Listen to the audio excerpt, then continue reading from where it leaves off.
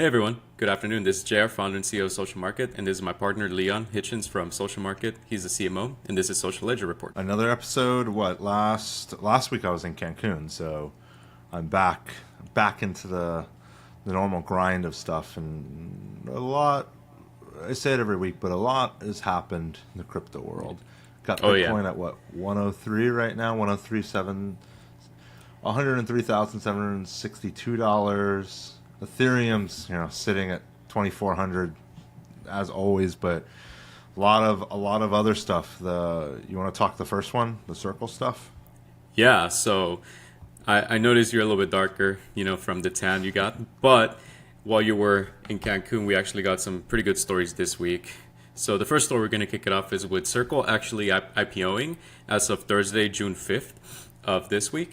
And they actually broke an all-time high the day, well, not all-time high really, if it's the day they launch, but it surpassed what was the initial IPO offer, which would have been $31, but it went over 95 or something. Yeah, So the second it story, hit I think it was 95, and then it closed at 87. So it was yep. one of the biggest opens for any crypto ever. Yeah. So it's insane. It was huge.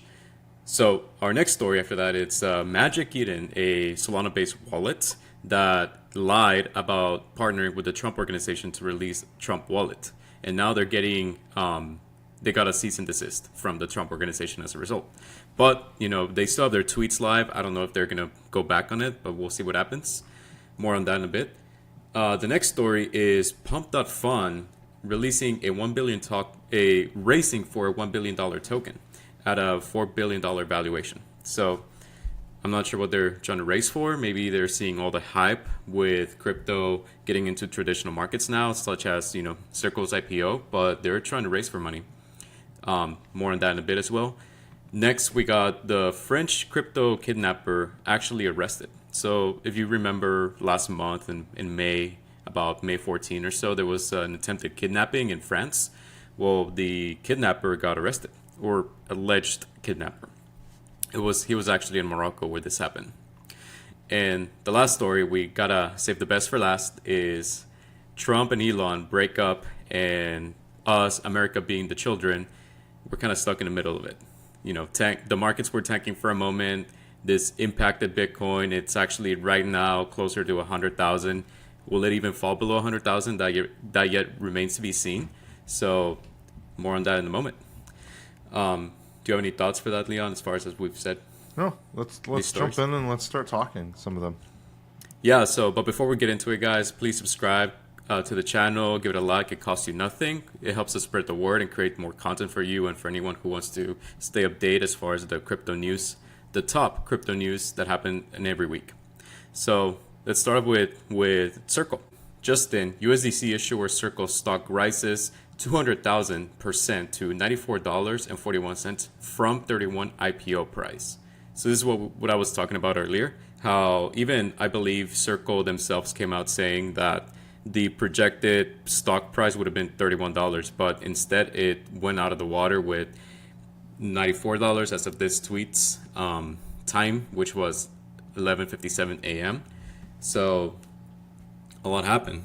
It's kind of expected. I think the overarching thing is, there's explosive demand. It's showing that, they're the second largest stable coin. Brings their IPO crypto closer to traditional finance, and then it's also a milestone for digital dollars. It's just, I think that this is gonna fuel a crypto hype, and we're just gonna see a lot of companies going public. I know Kraken's looking at it, but I think that this is a good signal for the market, and then it's also good for stablecoins becoming a core pillar of the financial system. It's no longer just DeFi and all of this kind of nascent technology. It's actually a core upgrade to the financial system. Yeah. So Circle was actually launched in 2013. More on the founder in a moment, but they started off by doing traditional. Well, they wanted to do more crypto wallet, but a lot. I actually have an article that kind of talks about their story here in a moment, but Yesterday they closed at $95 or at $87, but their all-time high of yesterday was 95. According to Yahoo Finance, they surpassed, I believe, $120. It was 121 being the all-time high as of this video's recording. And right now on Friday it's closing right about 107 maybe. So we'll see if anything What stock was happens that? by then. This is with Circle. Oh wow, It's they hit that that's high. They did. So it's CRCL. And again, the all-time high as of this video was $121, and right now they're about 107 as of right now. So yeah, people see the hype. If you look at this chart, it actually kind of sees the historical data since yesterday, and you can just see it going haywire, just making insane returns for all investors and anyone who backed Circle. I think Coinbase made a lot of money just from this alone because they do own a good amount of equity on Circle. It's still all on paper. Like, not for 6 Yeah. months till can they do anything. Yeah, so Everyone's you locked gotta- up right now. Yeah, you got a good point there. So here's the founder, Jeremy Allaire. I think I pronounced it right. Yesterday he was just tweeting the whole day about like what happened. You can look at his profile on Twitter here, and you can see kind of like everything that he talked about. So this is where they rang the bell, and it was officially listed. I think that's how it goes. But this is the headquarters. They had, I'm not sure what the headquarters is, but they had this video kind of playing here in the building. It's actually New York, my bad. So the headquarters is in New York. So That's the One Trade Center. oh, well that makes sense. That's interesting. Yeah. So You should know it. It's the iconic replacement to the Skyline. yeah, yeah. So Circle, everyone was celebrating, and there's this story from CNBC where they kind of talk a little bit more about the stablecoin. You know, the stock itself reaching 168% in the day of the IPO. So here's actually a really good story that I'm only going to cover a couple of things. So kind of talks about here, you know, the state of the IPO, like as far as the price. And then this is a little bit more on the background on Circle. To realize our vision, we needed to forge relationships with the government. We needed to work with policymakers, because if you want this to work for mainstream, it's going to work in mainstream society, and you need to have those rules off the road. CEO Jeremy Allaire told CNBC Money Movers on Thursday, "We've been on the most licensed, regulated, compliant, transparent companies in the entire history of this industry, and that's served us well." So everyone trusts USDC as a result. There's this graph that happens here that is shown here that kind of tells you the state of all other stablecoins in the market. So Tether USDT is actually the market leader with a market cap of 153.4 billion. I'm sorry, 153.4 billion, and Circle is just under half, being 61.5 billion. So even though it is the most trusted, they are certainly not the number one in the market. And any other stablecoin have a total market cap of 12.8 billion. Those would be like the latest Ripple stablecoin, RLUSD, and among others. So including EURC as well. So USDC is the second leader here. Yeah, so we'll see what happens with USDC. We'll see what happens with Circle. Right now, they are kind of like the main talking point. We've been covering USDC for a long time now, and the Circle IPO, it finally went through. So that's exciting. That's good on everyone's end. So if you're an investor, just, you know, do your due diligence. Meanwhile, I'm probably going to be stacking up some USDC or some Circle stocks. So, you know, we'll see what happens. So on to our next story, Trump wallet. It's not happening. And it's certainly not happening with Magic Eden. But it almost seems like they're doubling down, because their tweet history is just, they're not taking anything down. They haven't come out and said, hey, we apologize to the Trump organization or whatever. You know, they haven't come out and said, hey, yeah, we had our sources wrong. And as a result, the Trump organization is coming with a cease and desist. We have an article here from CoinDesk that we'll link in the bio, and you can look at it on your own. But let's look at some tweets. Let's see what we got going on right now. So big news, says Magic Eden. The official Trump wallet is coming soon, the first and only crypto wallet for true Trump fans. Join the free waitlist for a chance to get a share of $1 million in Trump rewards. Go to TrumpWallet.com now. The Trump wallet is powered by Magic Eden. So they got fact checked or community note saying the Trump organization has zero involvement with this wallet product. Donald Trump Jr. and Eric Trump know nothing about it. So this came out as of June 3rd at 12:35 p.m. And maybe later that day, a couple hours later, first comes Eric Trump saying, this project is not authorized by Trump. Magic Eden, I would be extremely careful using our name in a project that has not been approved and is unknown to anyone in our organization. And then Donald Trump Jr. comes out and says, well, actually, it looks like based on the timeline, it was first Donald Trump Jr. and then Eric Trump. But first, Donald Trump Jr. says, the Trump organization has zero involvement with this wallet product. Eric Trump and I know nothing about it. Stay tuned. World Liberty Financial, which we have been working tirelessly on, will be launching our official wallet soon. So it looks like any Trump product or wallet is not going to be associated with any other product like Magic Eden, MetaMask, Phantom Wallet, you name it. They are pretty much building their own line of products from the ground up, and they started with World Liberty Financial and then American Bitcoin, you name it. So maybe just keep that in mind in case you are anywhere in the internet and you see some company like Magic Eden coming out and saying, hey, yeah, we're going to partner with the Trump organization, because clearly not. I'm not surprised. Like, people do this all the time. There's like court cases on somebody didn't endorse a cereal, but they're using their name. This happens all the time. I do think that there should be some sort of like verification system in the chains to like know, oh, hey, this was actually endorsed by somebody, whether it's a wallet or something. And then the other part is just like, it really damages the trust of like this crypto and the market as a whole. Yeah, that makes sense. So in this case, we actually had the Trump organization pull out and give Magic Eden a cease and desist. So we have this article here from CoinDesk. Now, I'm not subscribed or at least logged in here, so I'm not able to pull out the full article, but we'll leave it in the description for you. And just based on the headline, it says, Trump family hits Magic Eden with cease and desist over crypto wallet plans, Bloomberg. All three of U.S. President Trump's sons have denied being involved with Magic Eden's plan for a Trump wallet.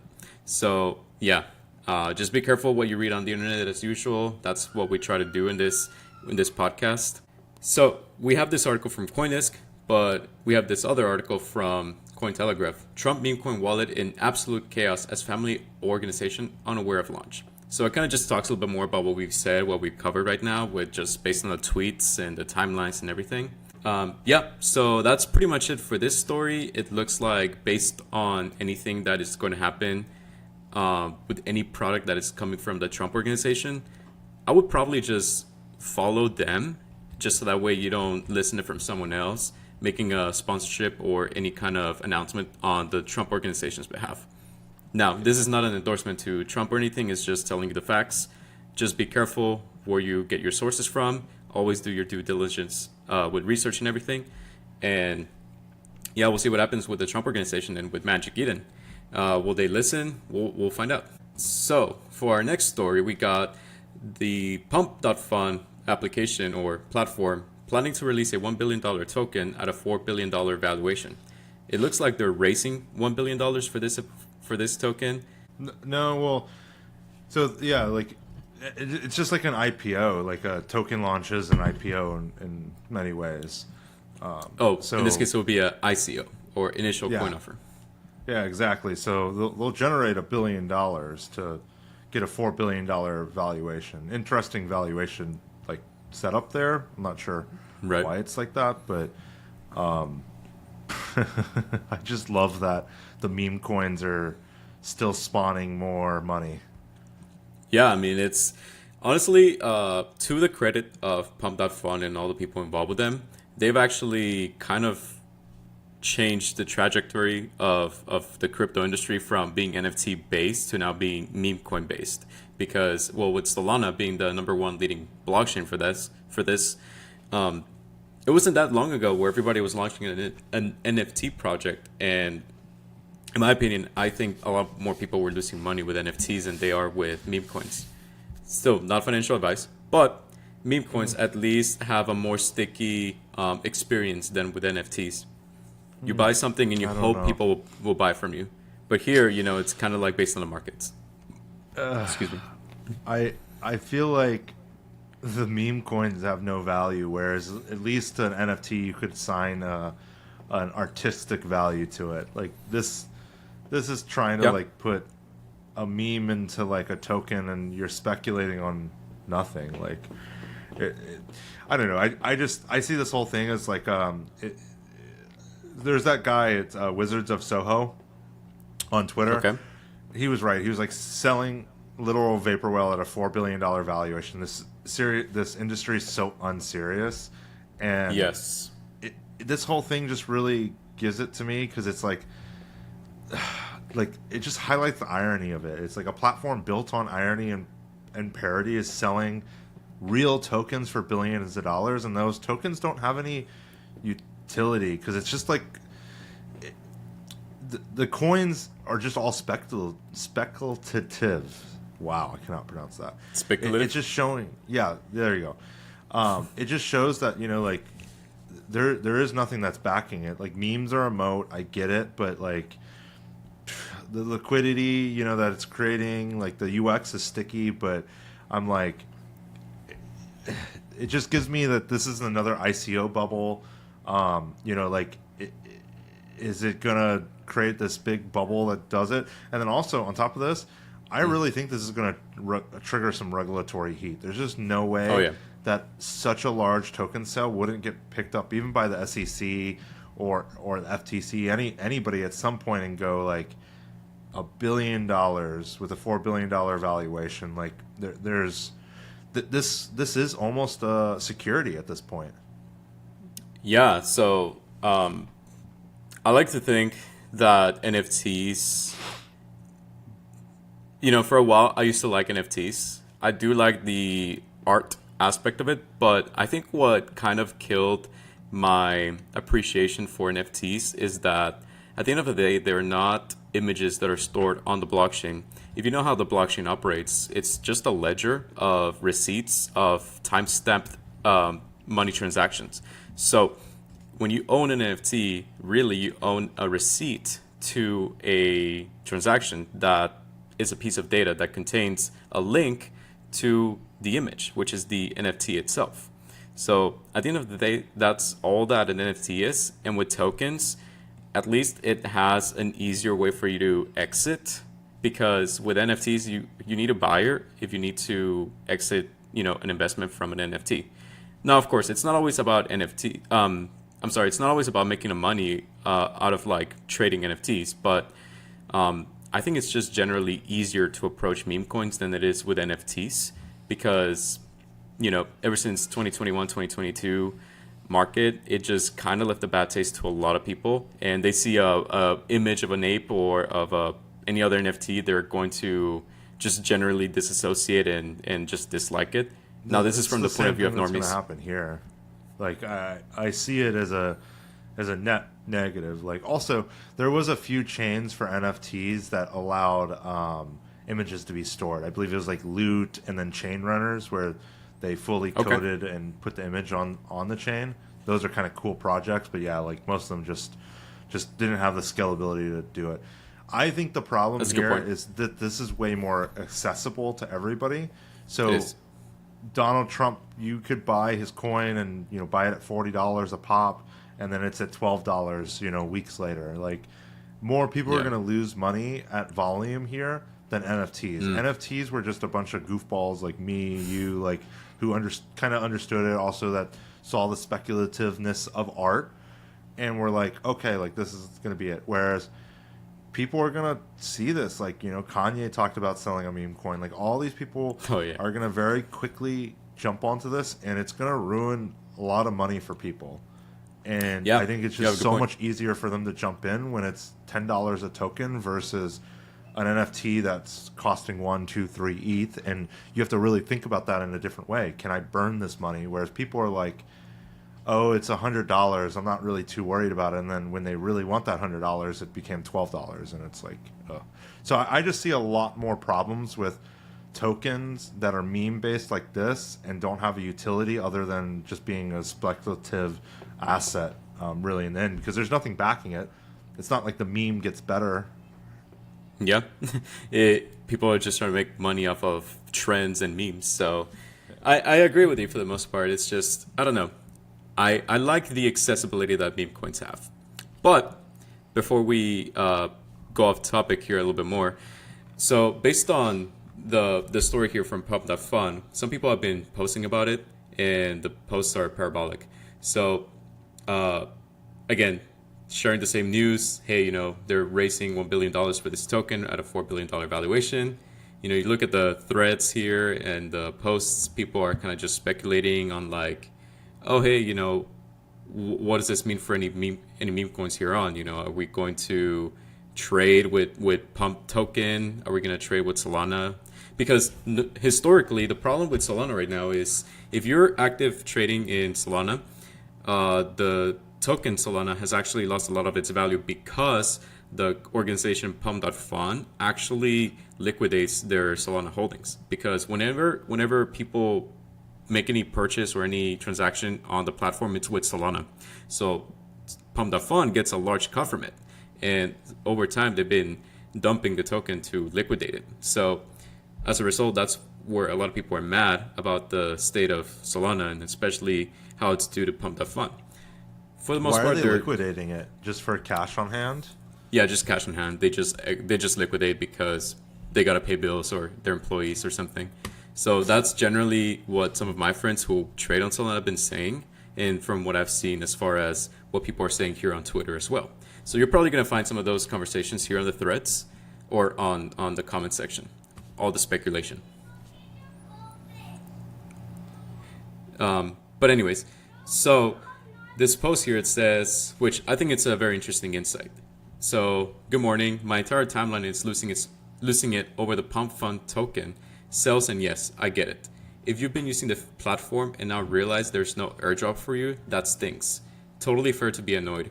But let's be real, Pump.fun revolutionized the game. It made it possible to buy into coins from day zero. With tiny market caps and fair launches, for the first time, people with small capital can actually grow something meaningful. This isn't just meme culture, it's a new model for capital formation.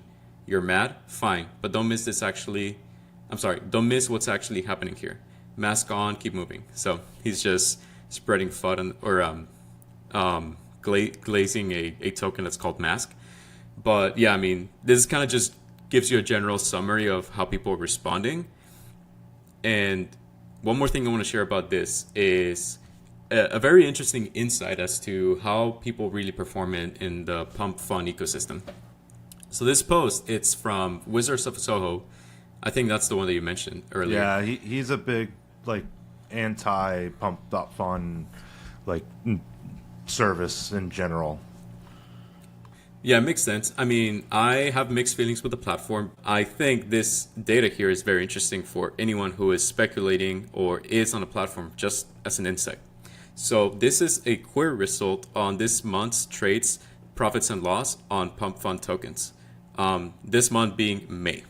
So if you look at the chart, it looks like you have from top down as far as gains. So the topmost, you're looking at people who've made anywhere between 50K and 100K, and the bottom being people who have lost just under $1 million, which, very interesting data. It looks like less than 50% of people actually make any kind of money in this platform. Most people, being 43%, actually make less than $500. Okay, is that 0 to 500? Where's the realized? Yeah, Okay, so I see that. so $500 or less. yeah, it's kind of weird the way this chart is laid out, but about 142,000, say 143,000 if you round it, have actually made any kind of money from $0 to $500, or less than $500, and people over 51% of anyone who's used Pump Fund in the last month have actually lost less than $500. But someone actually lost close to $1 million, so that's actually concerning. Just be careful where you put your money, guys. That's the I moral think of the story. this is showing that it's a net bad. Like Yes, this many people losing money is just a net bad. it And is. and it's going to give a bad taste. Like the stock market's appealing to everyone because it goes up. This Yeah, stuff and it's more goes trusted. up and then crashes.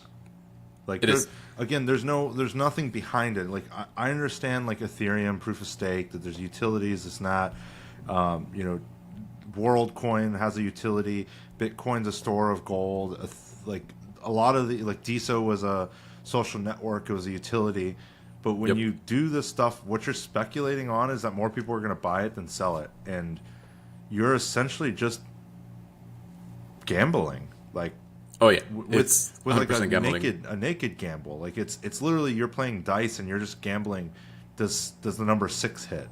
Like Yep. it's just it's bad overall as a perspective. Look, you said it. NFTs are for most part objectively bad to most people. Like there's a bad rap to it. This is what's going to cause the next bad rap. Like it is Yeah. on its path to do it because most mainstream people are going to go, oh, over 60% of people probably lose their shit on their money. Like in the end, somewhere along the path, like if 60% of people on these platforms are losing their money, sooner or later they're going to be like, oh, it's just all a scam, and then kind of do the same thing and tell everybody else that. It's just like a network effect. Yeah, I agree. I hate to say it because I actually do like meme coins more than NFTs. But you think about the average user, they're going to be very, I guess for lack of a better word, they're just not going to like it. They're going to be very worried and even more skeptical than NFTs because, people are just going to be gassing all the hype behind getting on board. But at the end of the day, this is gambling. And more people lose money. Even here in the post, it says, even the worst casino games has much better odds than pump fund memes. So statistically, you'll more times than not lose money in this platform. So I've also lost a good amount of money just by using it. So I'll be honest. But that's pretty much the story as far as pump.fund goes. We kind of just wanted to highlight some of the speculation on its user base, what the market is saying, them trying to release the $1 billion, trying to raise $1 billion on their token. So we'll see what happens.